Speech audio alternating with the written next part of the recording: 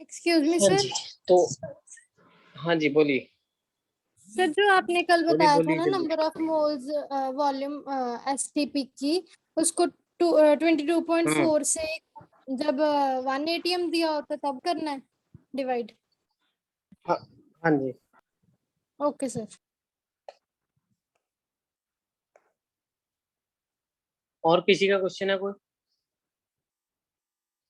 Sir कल वाले discuss कर लो। सर आज कल आपने कुछ बताया था कि 10 kg बाय किया शुगर, तो उसमें कितना होगा, तो क्या बताया था तब आपने? Weight by weight percentage, weight of sugar बताया था 10 kg में, 10 नहीं kg ऑफ सर, सोल्यूशन यही था। सर कल बार रिकॉर्डिंग अपलोड नहीं हुई। हाँ कल होगी वो, अभी तक नहीं हुई। नहीं आज हो सर, जाएगी, कल देखेंगे। इसमें आपने कौन सा बताया था कि अगर हमने 10 kg लिया तो बताओ शुगर कितना होगा, आपने कुछ ऐसा कुछ पूछा था। हाँ तो क्वेश्चन बनाया था हमने वेट बाय वेट परसेंटेज का क्वेश्चन बनाया था।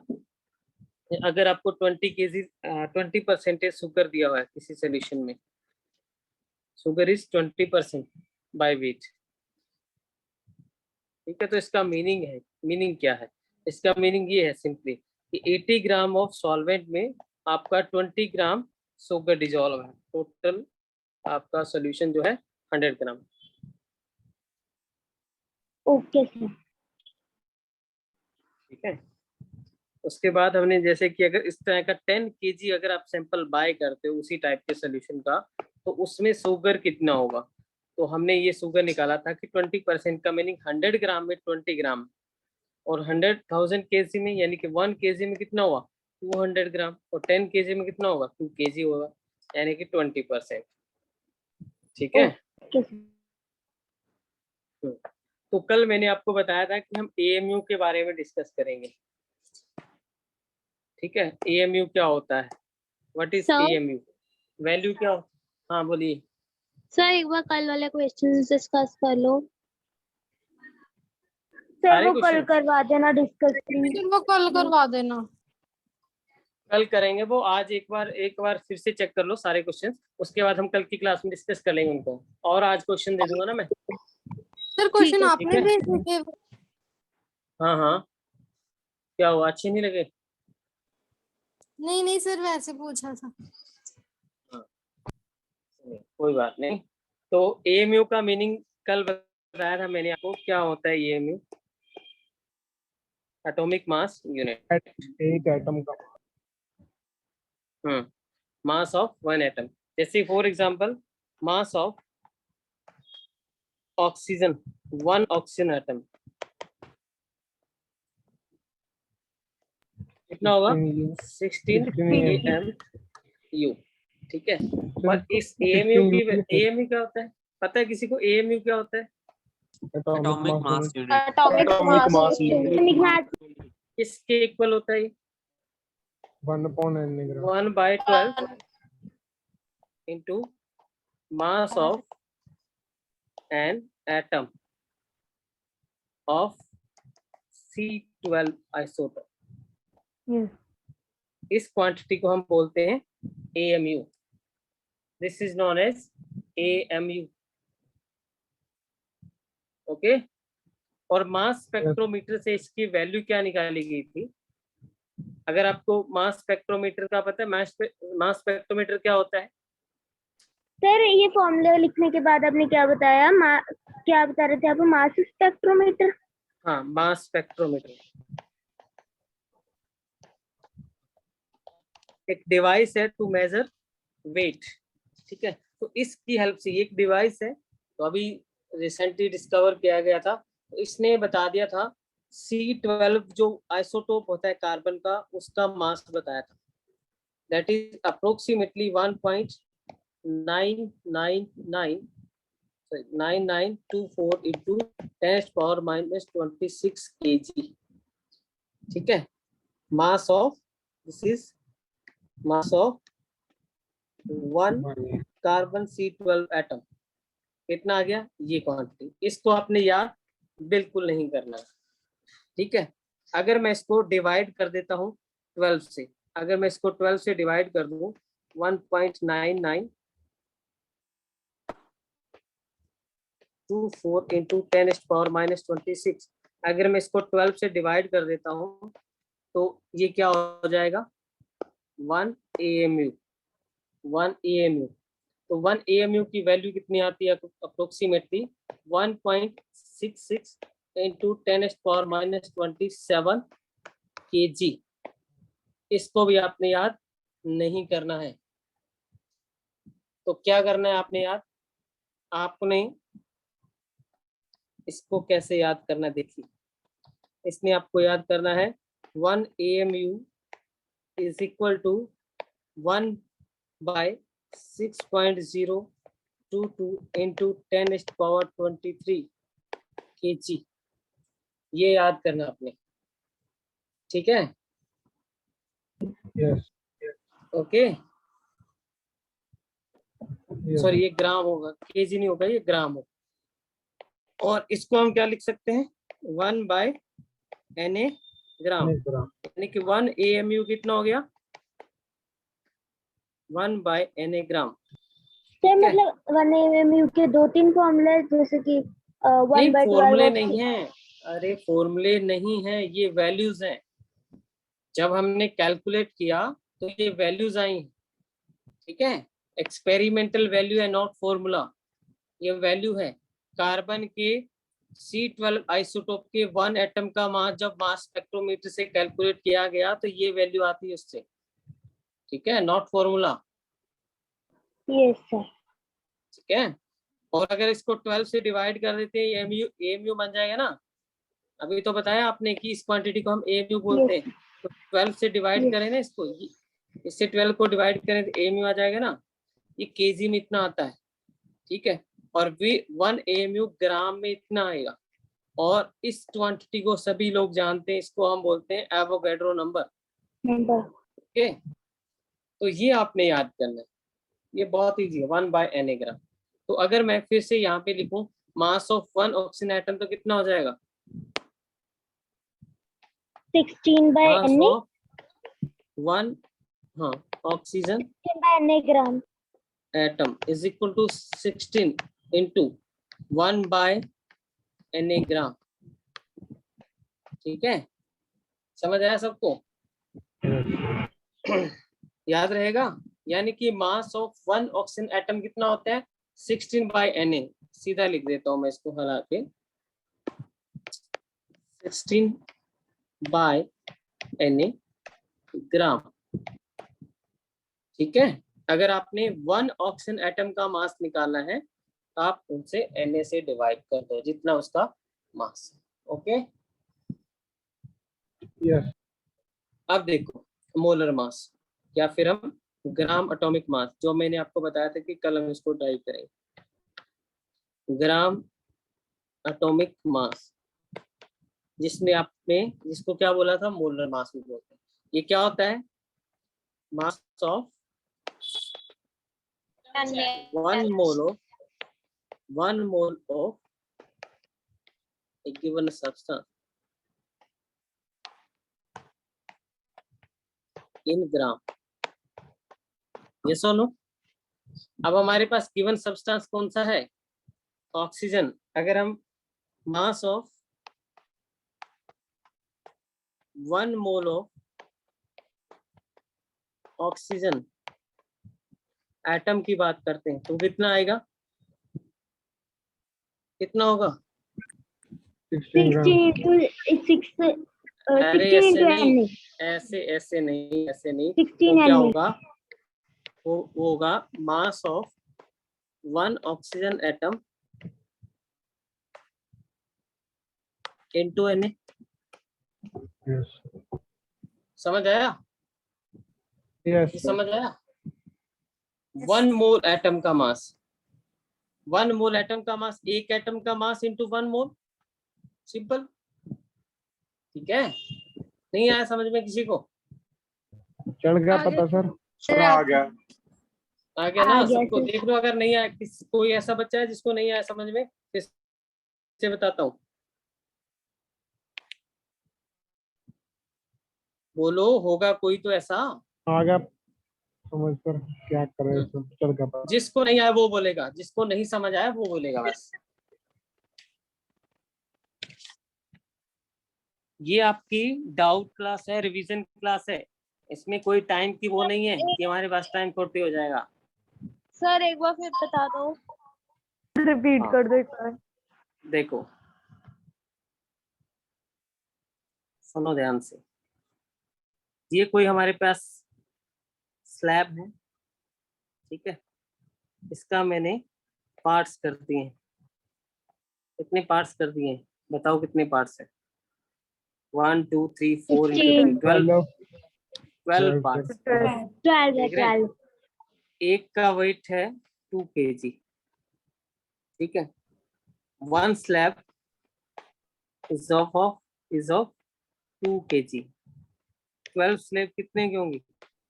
24। क्या किया है मैंने? टोटल से मल्टीप्लाई किया ना, यस यस और नो? ठीक है। अब 1 मोल ऑफ ऑक्सीजन एटम का मतलब क्या है? 1 मोल ऑफ ऑक्सीजन एटम, कितने मोल ऑक्सीजन एटम? 1 मोल। 1 मोल, 1 मोल मतलब Na, 1 Na, यस और नो? कितने एटम है? 1 Na, 1 मोल एटम। तो 1 मोल एटम का मास कितना होगा? एक ऑक्सीजन का मास ना, 1 एटम ऑफ मास, किसी भी एक एटम का मास इनटू Na, जैसे कि हमने यहाँ पे किया है। टोटल मास इसका कितना होगा? कितना होगा इसका मास? 24। जितना 1 का है, जितना मास 1 का है, सभी से मल्टीप्लाई कर दो, जितने टोटल नंबर ऑफ क्वांटिटीज है। ऐसे किया ना हमने, देखो यहाँ से, यस है ना? तो एक क्वांटिटी का मास कितना था? एक क्वांटिटी का मास, एक ऑक्सीजन के एटम का मास इनटू कितनी क्वांटिटीज हैं? Na। यहाँ पे जैसे 12 थी, वहां पे कितने पार्टिकल्स, एटम कितने हैं? 1 मोल। 1 मोल atom of oxygen, 1 mole of atom of oxygen का मतलब इतने atom, 1 mole atom of oxygen. ठीक है, समझ गए सारे अभी? Yes sir. लो, बस इसको ही समझाना था और कुछ नहीं है, आसान सी चीज है। तो 1 एटम ऑफ ऑक्सीजन का मास कितना होता है? 16 AMU होता है, यस और नो? बोलिए, यस सर। है ना? 16 AMU होता है ना, इनटू Na कर दिया हमने। अब AMU का मीनिंग अभी आपको बताया था, कितना होता है? 1 बाय Na ग्राम इनटू Na। Na से Na कैंसिल, ये कितना हो गया? 16 ग्राम। क्या है ये? मोलर मास ऑफ या ग्राम एटॉमिक मास। सर हमने 16 AMU क्यों लिया? अरे 1 एटम का मास कितना होता है यार, अभी तो बताया था। ये क्या है? ये क्या है? मास ऑफ 1 ऑक्सीजन एटम का मास कितना होता है? ये देखो ना, अभी तो आपने किया था। यस कितना सर, होता है? यस ये देखो, यस सर, ओके ओके। ऊपर भी किया था हमने, ये रहा। ठीक है? सर ये ग्राम मॉलिक्यूलर मास और मॉलिक्यूलर मास वाले में डिफरेंस बता दो, वो कल समझ नहीं आया था। हाँ, पहले अभी मैं इसका बता दूं। तो ऑक्सीजन के पास हमारे पास दो चीजें आ गई हैं, 16 AMU एंड 16 ग्राम। तो 16 AMU क्या होता है? Mass of 1 atom of oxygen. और 16 ग्राम क्या हो जाएगा? मास of 1 mole atom of oxygen. कौन सा ज्यादा है बताइए? Which one is greater? 16 ग्राम वाला। ग्राम। ठीक है ना, कल ही बताया। ऐसे ही हमारे पास सल्फर एटम, सल्फर का मास अगर मैं 32 AMU लेता हूँ तो इसका मीनिंग है mass of 1 atom, one atom of sulphur. ठीक है। और अगर मैं 32 ग्राम लेता हूँ इसका मतलब mass of mass of 1 one mole mole atom atom. Of sulphur. समझ गए सारे, ठीक है। Yes sir. आयरन का मास कितना होता है? 56 AMU, ठीक है। ग्राम ऐसे याद करना सभी। ये है ग्राम मॉलिक्यूलर मास, ये है sorry gram atomic mass, gram atomic mass, ये और सीधा मोलर मास। एटॉमिक मास, हाँ, और मोलर मास। ऐसे ही अगर मॉलिक्यूल की बारे में बात करें तो कल बताया था मैंने, जैसे सल्फ्यूरिक एसिड, अगर मैं इसमें 98 U लिखता हूँ, U फॉर यूनिफाइड मास, और U में और AMU में कोई डिफरेंस नहीं है। AMU for atom U for और molecule. U for molecule, okay, कोई डिफरेंस नहीं है। तो ये इसका मीनिंग क्या है? Mass of 1 molecule molecule of sulphuric acid, ठीक है, 1 मॉलिक्यूल ऑफ सल्फ्यूरिक एसिड। और इसी को मैं अगर लिख दूं 98 ग्राम, तो ये क्या हो जाएगा? Mass of mass 1 of 1 mole of mole of sulphuric acid molecule. Sulphuric acid molecules, ठीक है, मॉलिक्यूल्स, इतने सारे मॉलिक्यूल्स। आई थिंक अभी सबको क्लियर हो गया होगा, यस सर, क्लियर है। है ना। तो बस यही होता है मॉलिक्यूलर मास वगैरह सब चीज। तो ये मैंने आपको बताया था कि आपको ये प्रूव कराया गया होगा, तो आपने बोला था, मैंने करवा दिया। क्लियर है ना सभी को? और कोई डाउट है इसमें? चले अब आगे हम No, sir. Concentration Yes, term sir. करें। Yes, sir. अब आते हैं हम मॉलिक्यूल, मेरा तो पता है। क्या रह गया अभी? तो वो gram molecule empirical difference. Formula difference बताया ना अभी, डिफरेंस बताया ना अभी। इसी को ग्राम मॉलिक्यूलर मास बोलते हैं ना, this is also known as gram molecular, इसमें नहीं, ये तो एटम एटॉमिक मास, ये है ग्राम मॉलिक्यूलर मास, इसी को हम ग्राम मॉलिक्यूलर मास बोलते हैं,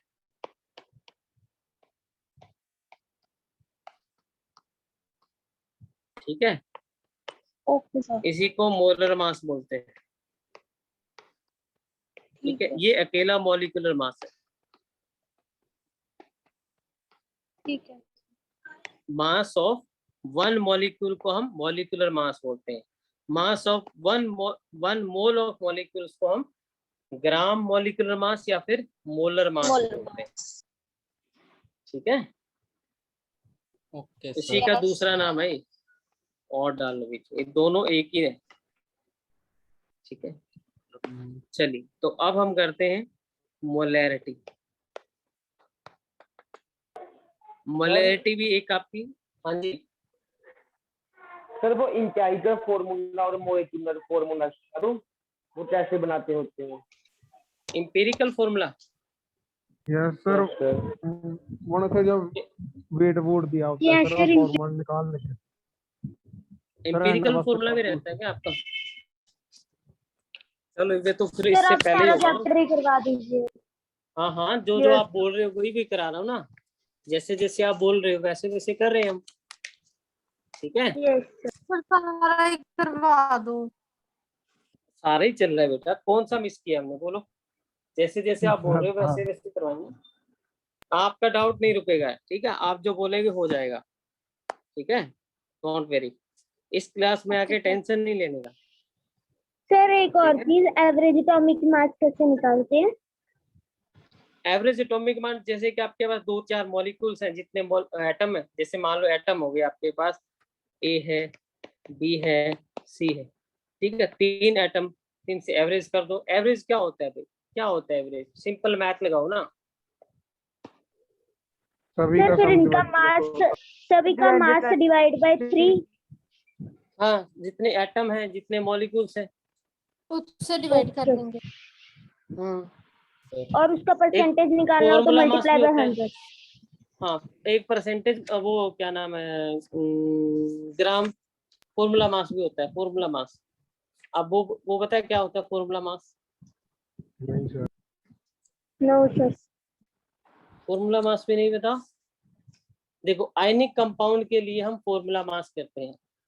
एवरेज एटॉमिक मास का मैं फॉर्मूला लिखता हूँ। ओके, एवरेज, पहले मैं एवरेज बता देता हूँ। चलो, मैंने सोचा आपको आता फॉर्मूला होगा। मास चलो, भी सर वैसे निकला सर जैसे मॉलिक्यूलर मास निकलता है उसके एटम्स का ऐड करके। सर बताता एक हूँ, दोनों फॉर्मूला बताता हूँ, यूनिट बता दो दोनों क्या बताता होता है। हूँ। सर वो तो आता है सर। एवरेज एटॉमिक मास, ठीक है। This is average atomic mass, short में लिखा हुआ है। Total mass divided by total moles of atom, ठीक है। कितने एटम? ओके। Okay sir. जैसे कि आपके पास क्लोरीन है। क्लोरीन, पता आपको क्लोरीन के कौन से आइसोटोप होते हैं? 37 35 Cl37 37 Cl35 and Cl37, ठीक है। इसका एटॉमिक नंबर कितना होता है क्लोरीन का? 17। 17। आपको पता है इसकी परसेंटेज कितनी होती है दोनों की? सर एक 75 होती शायद, एक 5.5। एक 75 होती है और एक 25। 25%, ठीक है। सर ये कैसे होती है? इसका मतलब क्या है? इसका मतलब क्या है? इसका मीनिंग क्या है? तो 75% सर उसमें 75 parts of chlorine, 35 in 100 parts of chlorine. 3 Chlorine parts atom. of chlorine with 35. 3 parts of chlorine, 35 and 1 part of 37. नहीं, 75 parts of chlorine in 100 parts of chlorine atom. नहीं, और बताइए कुछ। सर पूरे सर अगर सर हम Sir, 100 Abundance ग्राम मास लेते हैं सर उसमें सर 75 हाँ, एक वर्ड आया था अभी, अबंडेंस का। हाँ, अबंडेंस क्या था? अबंडेंस एक सर बच्चा वो बोलो। सर जब धरती से निकालते हैं तो सर उनकी किस परसेंट में सर कौन सा आइसोटोप मिलता है वो चीज। हाँ, ये है सही बात। देखो, जब हम नेचुरल फॉर्म में, मान लो कि हमारे पास एक माइन से हमने क्लोरीन निकाला, ठीक है, मान लेते हैं, वैसे ही प्रोडक्शन हो रहा है कहीं अर्थ से, एक माइन से हमने 100 kg क्लोरीन निकाला, तो उसमें से 75% कौन सा होगा? जिसका मास 35 35 वाला होगा, ठीक है। और उसमें से 25% कौन सा होगा? जिसका मास 30। 37 होगा। समझ गए ना? ठीक है, यानी कि 75 kg कर लो ना, परसेंटेज का मतलब ये होगा 100 kg तक, है ना। तो 100 kg में से 75 kg वो होगा जिसका मास 35 है, और 25 kg वो होगा जिसका मास 27 है।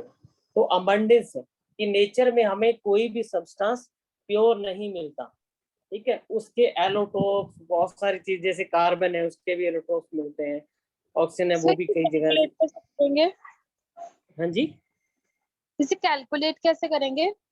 हाँ, कैलकुलेट कैसे करेंगे वो क्वेश्चन बनता है। तो हम उसका मास कौन सा लें? हमारे पास तो दो हैं, ये भी आइसोटोप है, ये भी आइसोटोप है, तो हम कौन सा कंसीडर करें? तो हम करते हैं दोनों का एवरेज, ठीक है। एवरेज 35.5 परसेंटेज के अकॉर्डिंग, 35.5. ठीक है, परसेंटेज के अकॉर्डिंग इनका एवरेज लेते हैं, ठीक है। तो क्या करेंगे? M average.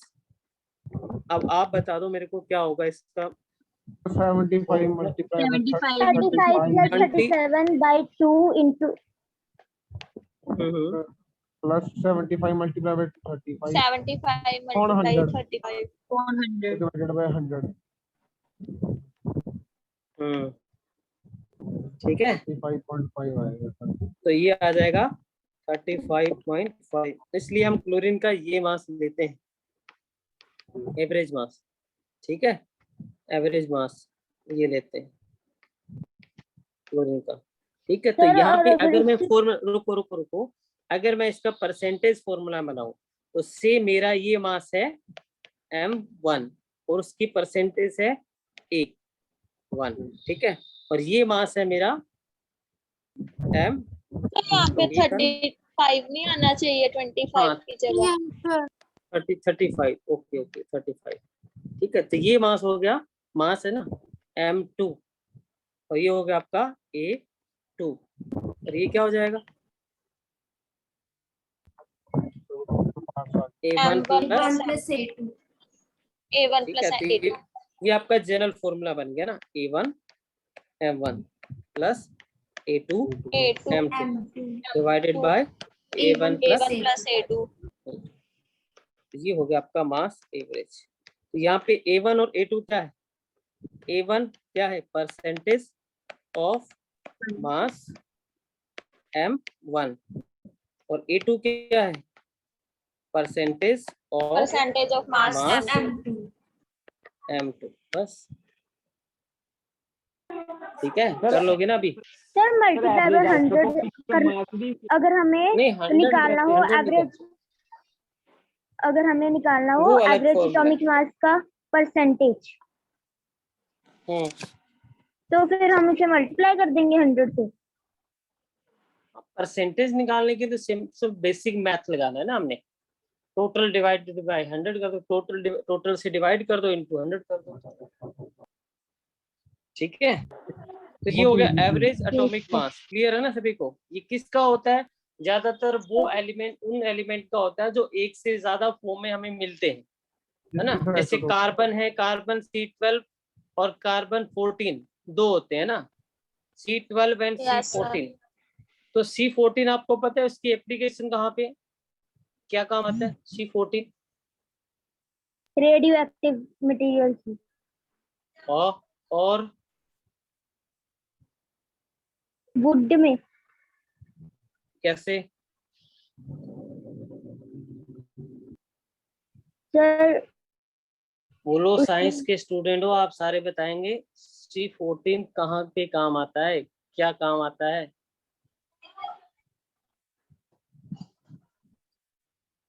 बोलो।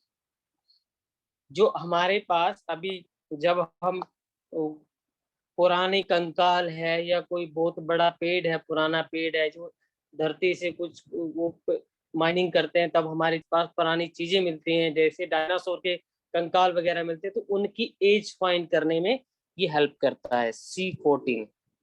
ठीक है, एग्जैक्ट एज क्या है, कितने साल पुराना है, उसकी एज फाइंड करने में हमारी हेल्प करता है। ठीक है, यस ओके। सर ये आपको एक पता होना चीज चाहिए थोड़ा पूछनी सा। थी कि सर जो हमने ये मास एवरेज निकाला है, तो इसका मास एवरेज परसेंटेज निकालना हो तो मल्टीप्लाई बाय 100 करेंगे ना, जो 35.5 आया है। किसका निकालना है आपने? दोनों में से किसका निकालना है? सर जो हमने, बस हमने क्लोरीन का निकालना है मास। परसेंटेज सर जो एवरेज आई उसकी क्लोरीन का परसेंटेज क्या निकालना निकालने है? को कह रही है वो। एवरेज की परसेंटेज निकाल लो ना, टोटल से। टोटल कौन सा लोगे फिर आप? परसेंटेज मास अलग होता है बेटा, परसेंटेज जो होता है वो अलग है।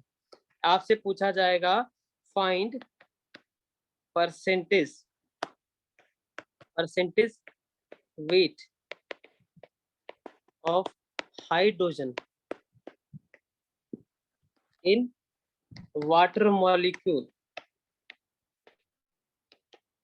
ठीक है, इस तरह से क्वेश्चन होता है वो।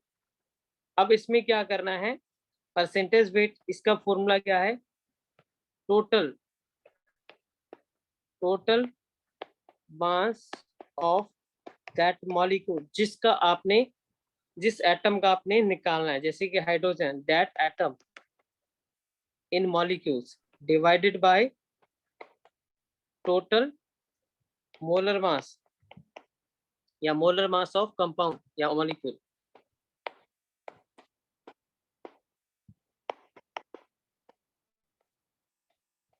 इन 200। ठीक है, तो ये कितना आएगा? वाटर में हाइड्रोजन का मास कितना है? वाटर में 2 है ना? Hello, yes sir, 2/18 into 100। 18 into 100 ये होता है।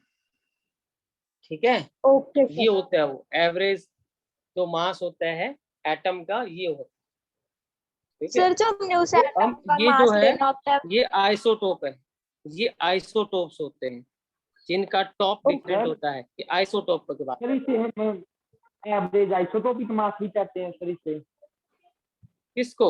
ये डिफरेंट आइसोटोप मिलते हैं ना बेटा नेचर में, ये नेचुरल हमें मिलते ही ऐसे, हम क्या करें। ठीक है, इनको आइसोटोप बोला जाता है। तो आइसोटोप का हम एवरेज एटॉमिक मास निकालते हैं, ना तो ये सही है ना ये सही है, तो दोनों का हम एवरेज निकालते हैं। इसकी परसेंटेज ज्यादा है, देखो 35 वाले की, तो मास किसके पास है? 35 के पास है, ना कि 37 के पास है ना। Excuse me sir. सर इसे एवरेज सर आइसोटोपिक मास भी कहते हैं जो हमने मास निकाला है ये वाला। नहीं, सीधा एवरेज मास बोलेंगे। हाँ बोलो। Excuse me sir. बोलो। सर जैसे आपने इस क्वेश्चन में हाइड्रोजन का 2 लिया सर, वो हमें अकॉर्डिंग टू कंपाउंड लेना होता है, भी उस कंपाउंड में मतलब हाँ कितना है ऑब्वियसली, जितना अगर वो लेना। ऑक्सीजन का पूछता तो ऑक्सीजन का कितना हो जाता, ये हो जाता। ठीक है, सर मतलब हमें ऑक्सीजन का कंपाउंड परसेंटेज। के अकॉर्डिंग कंपाउंड अकॉर्डिंग हाँ लेना होता है। Yes okay yes sir. Yes बिल्कुल। जैसे सल्फ्यूरिक एसिड का पूछेगा तो ये हो जाएगा। ठीक है, इस तरह से okay sir. Hydro sulphuric acid में हाइड्रोजन का। ठीक है, तो ऐसे करो, अभी सारे बच्चे रीज्वाइन करो। ओके, सभी बच्चे सर रीज्वाइन करो क्लास को। ठीक है। करिए सर।